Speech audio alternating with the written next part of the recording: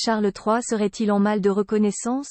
Selon un récent sondage organisé par la société YouGov, le souverain serait nettement moins populaire que le prince et la princesse de Galles, qui occupent les deuxième et troisième marches du classement, juste derrière Élisabeth II. Une tendance que le monarque compte bien inverser. Y aurait-il du rififi chez les Windsor? Alors qu'un récent sondage de la société YouGov a placé Kate Middleton et le prince William à la tête du classement des royaux, vivants, les plus populaires, Charles III aurait la défaite amère.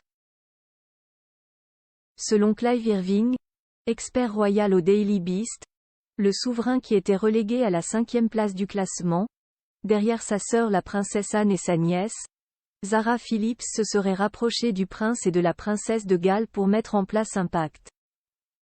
Cet accord régulerait le temps que chaque partie est autorisée à passer dans l'œil du public, en attribuant, par exemple, un plus grand nombre d'engagements royaux à Charles III et à la reine Camilla, plutôt qu'au prince et à la princesse de Galles.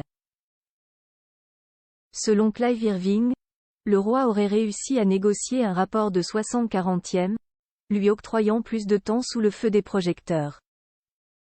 Reste à faire en sorte que ce temps bénéficie bien à la popularité du souverain, plus grand que photo Charles III, Kate et William souriant.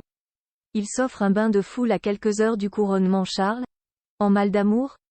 Si le récent sondage de YouGov a montré que 69% des Britanniques avaient un avis positif sur le prince William, il a également démontré que seulement 52% de la population éprouvait des sentiments similaires à l'égard de Charles III.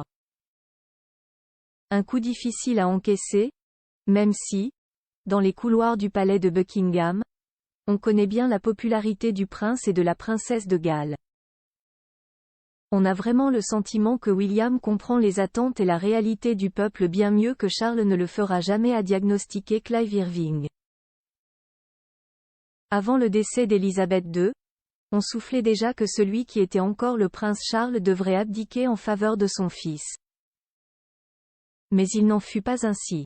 Charles III semble vouloir s'accrocher à cette couronne, qu'il a attendue pendant 74 ans. Article écrit en collaboration avec 6 médias.